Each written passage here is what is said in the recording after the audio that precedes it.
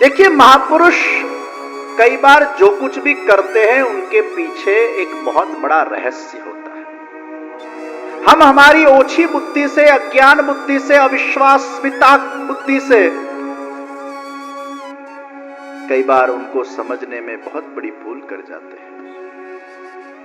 हमारी बुद्धि इतनी लंबी नहीं होती है। वो शब्दों पे गए, उनको मिसअंडरस्टैंडिंग पैदा हो गई। राम भगवान ने भी धोबी के कहने पर सीता जी का त्याग किया। तो क्या लोग ऐसा बोलेंगे कि राम भगवान इतने काचे कान वाले कि धोबी के कहने पर सीता जी को छोड़ दिया? क्या राम कच्चे कान के हो सकते हैं? संभव ही नहीं है।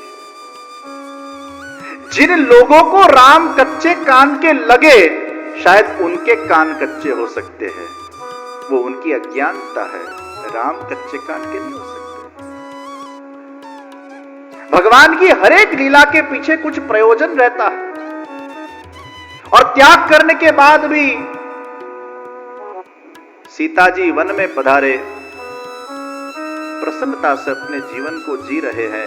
जरा सीता जी को जाके कोई पूछे कि राम ने आपका त्याग किया तो आपको कैसा लगा? वो तो प्रसन्न है। भगवान कृष्ण ने गोपियों को छोड़ा, उनको विप्रयोग रसानंद दिया। तो लारी के ऊपर पान में चूना लगाते लगाते लोग कमेंट करते हैं, देखो कृष्ण ने तो गोपियों को छोड़ दिया, ऐसे कृष्ण। देखो, धोबी के कहने पर राम ने सीता को छोड़ दिया, ऐसे राम। पान के ऊपर चूना लगाते लगाते राम और कृष्ण के ऊपर कमेंट करता है। भाई तू गोपियों जिन पूछने गोपियों की प्रॉब्लम छे ना, सीता जिन की प्रॉब्लम छे ना, तो चूना लगाड़ता लगाड़ता तने शू प्रॉब्लम छे? ये ओछी बुद्धि के लोग होते हैं जो भगवान की लीलाओं को मिस इंटरप्रेट करते हैं, अपनी बुद्धि से उसका मापदंड तय करते हैं कि ईश्वर को ऐसा नहीं करना चाहिए। इधर तू कौन है बोलने वाला? वो विराट कोहली खेलने आएगा और आउट हो जाएगा तो कमेंटेटर बोलता ऐसे नहीं, ऐसे तुझे रमना चाह, तू रमવાનું તને ठिकाना ना दिन, तू क्या बोल बोल करे?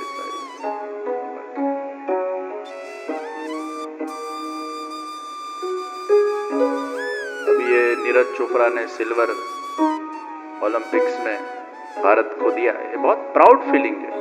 और उसने बेचारे ने कुछ फाउल्स किए, एक का फाउल ना करे होते तो गोल्ड मड़ी जा, तू जा फेंक।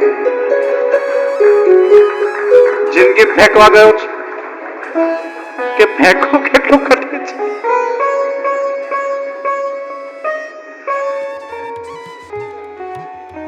किसी के लिए भी कुछ भी बोलना, ये सबसे सरल काम है दुनिया के अंदर। किसी के लिए नेगेटिव बोलने जैसा सरल से सरल काम कुछ नहीं है।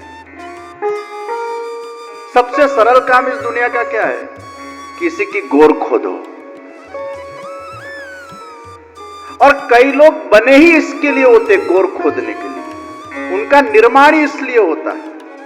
जहां देखो वहां गोर खोदते हैं, जहां देखो वहां क्रिटिक्स क्रिटिक्स क्रिटिक्स। उनको कुछ अच्छा दिखाई नहीं देता है, सब कुछ नेगेटिव ही दिखाई देता है।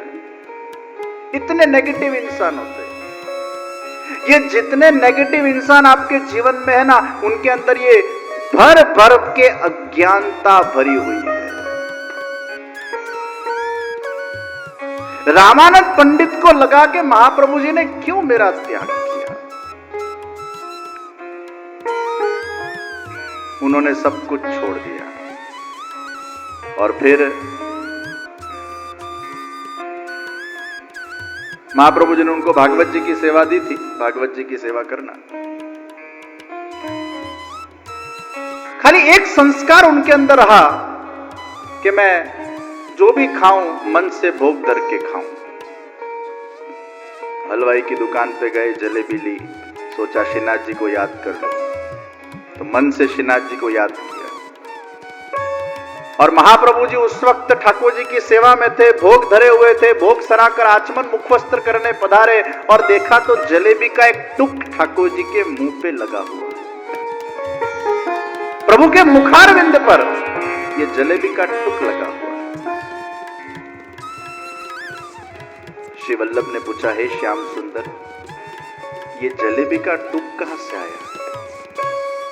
कि आपके ही सेवक ने मुझे जलेबी भोग धरी मन से और मैंने उसका स्वीकार कर लिया। श्री महाप्रभु जी ने कहा, उस रामानंद पंडित का तो मैंने त्याग किया और आपने स्वीकार कर दिया। श्रीनाथ जी कहते, मैं तो विवश हूं। आपने उस जीव का मेरे साथ ब्रह्म संबंध करवाया और मैंने आपको वचन दिया है कि जो जीव का मुझ परमात्मा के साथ का ब्रह्म संबंध होगा मैं उसे कभी भी नहीं छोड़ूंगा, ये मेरा वचन है। तो भले आपने छोड़ दिया हो, लेकिन मैं कैसे छोड़ सकता हूं? श्री महाप्रभु जी मौन रहे। श्रीनाथ जी ने श्री महाप्रभु जी को भी मनोमन बताया कि शायद अगर आप मेरी परीक्षा ले रहे हो हे वल्लभ, तो इतना विश्वास रखना कि एक बार जो जीव का मुझसे संबंध होता है उसको मैं कभी भी छोड़ता नहीं।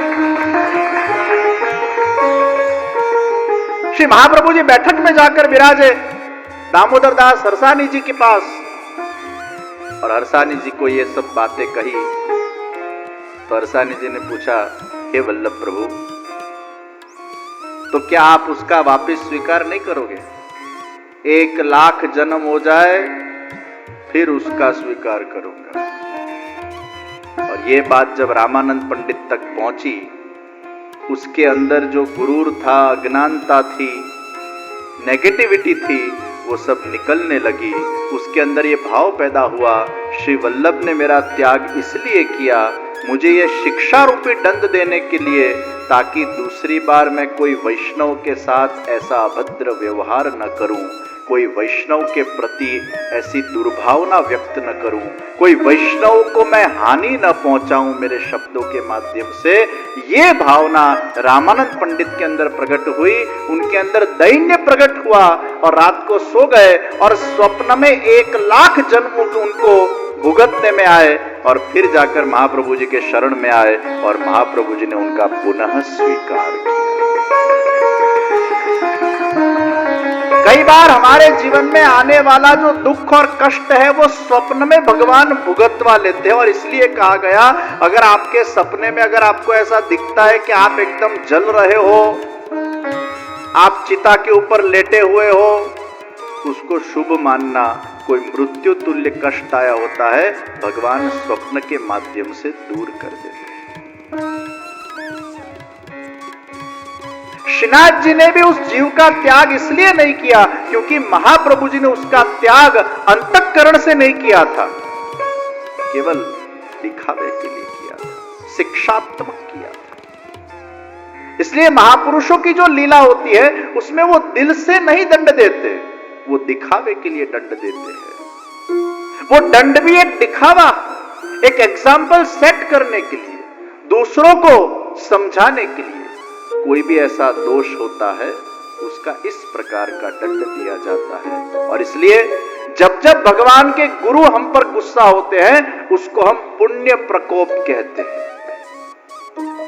ये पुण्य प्रकोप है, उसको हम पॉजिटिवली लेते हैं, उसको हम नेगेटिवली नहीं लेते। गुरु के प्रति या ईश्वर के प्रति हमारा अविश्वास जाहिर नहीं करते हैं, विश्वास रखते हैं, ज्ञान भी रखते हैं और उसको सकारात्मकता से शिक्षा के स्वरूप में उसको लेकर हम भी प्रसन्न रहते हैं और हमारी भूल का स्वीकार करके दूसरी बार ये भूल न हो उसके लिए हम वचनबद्ध होते हैं। ये भावना उसमें रखी जाती है। लेकिन जो अज्ञानता वाला है, अविश्वास वाला है, नकारात्मक कल्पनाएं उसके अंदर पैदा होने लगती है भय के कारण। ऐसा होगा तो ऐसा होगा तो ऐसा होगा तो, इतना लंबा सोच लेते कई लोग तो। और चौथे नंबर पर, वर्ष कम से वर्ष जो हमारे साथ हो उसका अस्वीकार करने की वृत्ति। ज्यादा से ज्यादा क्या होगा तो ये होगा, उसको अगर हम पहले से स्वीकार करके रखे, प्री मेडिटेट करके रखे, तो भय में से मुक्ति हो सकती है। तो याद रहे, अज्ञानता जब धीरे धीरे ज्ञान जीवन में प्रकट होने लगता है, सत्संग के माध्यम से, भगवत कथा श्रवण के माध्यम से, जैसे जैसे व्यक्ति के जीवन के अंदर वो ज्ञान प्रकट होता है, भय रहित इंसान होता रहता है। जैसे जैसे प्रभु में उसका विश्वास बढ़ता जाता है, भय रहित होता जाता है। उसकी नेगेटिव परिकल्पनाएं पॉजिटिव बनने लगती है, क्योंकि प्रभु के ऊपर के विश्वास से उसका आत्मविश्वास भी बढ़ जाता है। फिर वो नेगेटिव नहीं सोचेगा,